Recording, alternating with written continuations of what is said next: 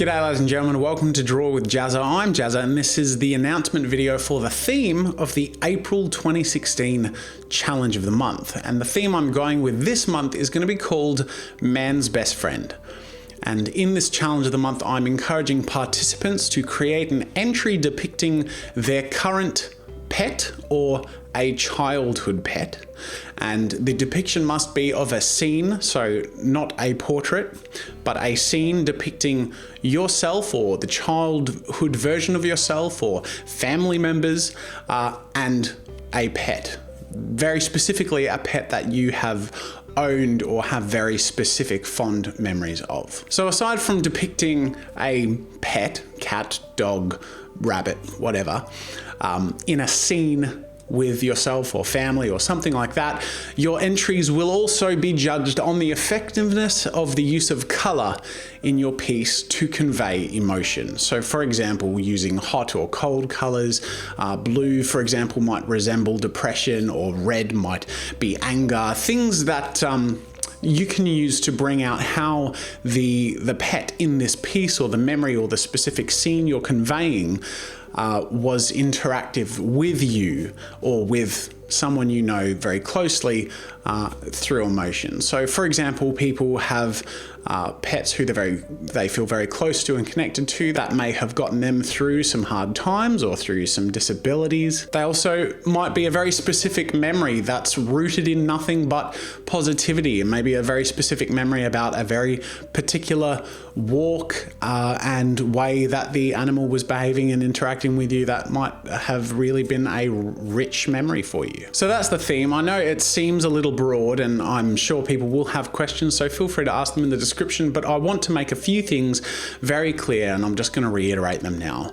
One is that it must be of you or your family and one of your pets that you might own currently or may have owned in the past. The piece must be a depiction of a scene. So we're not talking about a pet sitting on the couch and doing a portrait of the animal. We're talking about an interaction between this living creature and you or your family or something like that. And then finally, the third thing is encouraging the use of color to effectively convey and emphasize emotion in the piece. Now that can be the emotion of the animal or the person, the environment, any one of those, or how they're interacting or playing into each other. And I will note also that this can be interpreted in different ways. So your piece doesn't have to be a big mix of bizarre colors in a surrealist way conveying emotion. You could do that if you want to, or you could simply add a tint of light to the piece that you feel helps emphasize an emotion. You might color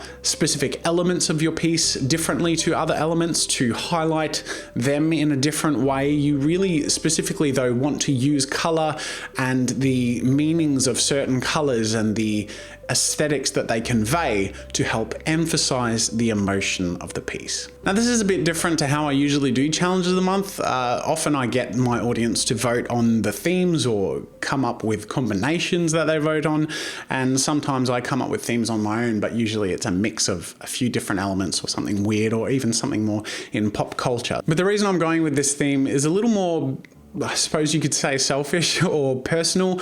Last month, a very beloved pet of ours was put down, and his name was Mushy. He was a pug, and he was full of love and a very wonderful, amazing addition to our family. Some of my favorite memories of Mushy was playing Dota 2 with him on my lap, laying on his back, going to sleep. And it's a silly sort of thing, but it's those little memories that really add highlights to our life. And unfortunately, the news didn't quite get much better when a couple of weeks after Mushy was put down, my cat Maximus was diagnosed with some terminal illnesses. So unfortunately, while Max is still alive, we're keeping him on some medication for as long as he's happy and healthy, but he may not be with us much longer. And for anyone who's seen my Draw My Life video, they'll probably be aware that Max was an important part of a very specific period in my life where I was going through a lot of uncertainty, and he was essentially my only companion. I lived on my own. I'd recently left my religion and my best friend had recently died in a car crash. And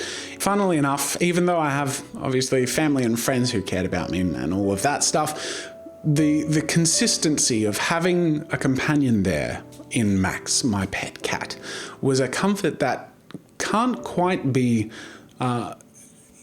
appreciated enough. And although this challenge of the month is themed around something that is a little more personal and sort of based on something that I'm going through, I know that seems a little selfish, and I do feel like it's a bit weird or dumb to do that. But at the same time, I feel like the moment that I have to really value and appreciate what these wonderful creatures have brought to my life, and the happiness that they've added and the companionship that they've offered, I feel like that's a really valuable thing. And I'm hoping that through the theme of this challenge of the month, people who participate will take that moment to remember beloved family pets that have really affected or influenced or brought joy to them, or appreciate the ones that they may have now. So I'm hoping that sort of makes a bit of sense, and that you can take something away from that. So that being said, I'll just take a brief moment to go through some rules. They're the same rules as every challenge of the month. First and foremost, your entry must be submitted to the Newgrounds.com art portal. There's a video linked to in the description which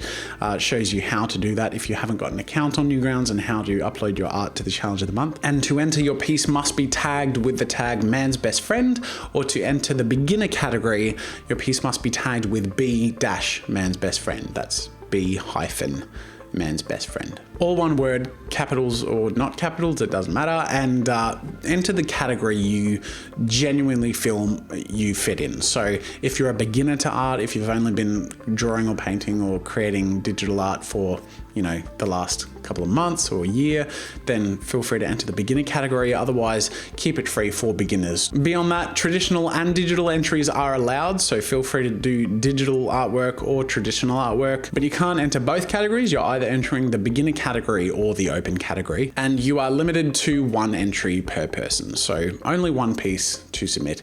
Also, no sexually explicit material, though I'm not entirely sure how that would be done, and if so, that would probably be the creepiest thing I have ever seen, so don't do anything like that. And no gratuitous violence. Still, I don't quite know how that would fit into this theme, so I probably don't even need to mention those. The other thing is your piece must also link to, in the description, a work in progress image or video of your entry. So at somewhere around the halfway point, take a photo, record some video, do whatever, upload it anywhere, it doesn't quite matter. It can be YouTube or DeviantArt or an image hosting website. And then when you upload your final piece to Newgrounds, just create a link that is in the description that goes to show that work in progress piece, just to ensure that I know that you are the original creator of the artwork that you're submitting. Also, make sure to submit your entry by the deadline, which is the 22nd of April. So beyond that, there's more information in the link in the description, including prizes and things like that.